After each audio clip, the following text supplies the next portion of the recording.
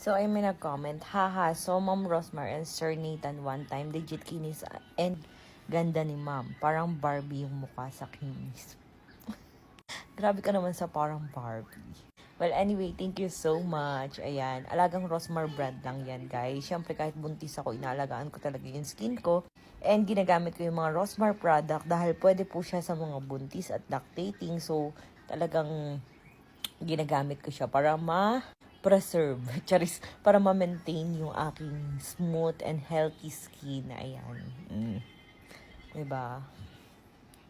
So, ayan guys, lalo na ngayon, super ginagamit ko ngayon is Rosmar Cagayaco Premium Sunscreen Gel Cream. Kahit nasa bahay lang ako guys, ginagamit ko talaga siya kasi super grabe siyang, alam mo yung pag nagpahid ka, tas kunyari after that, kunyari maghilamos ka na sa gabi, iba yung, basta try nyo, iba yung, yung parang texture ng balat mo, parang super lambot na super dulas. Basta ganun guys, basta. Sa 249 pesos lang guys, itry nyo na. SPF tested pa yan. Tas UVA, UVB protection pa. So, check out nyo na agad yun guys. Meron naman ako sa TikTok shop nun. Kung gusto nyo rin maging malak Barbie sa kinis.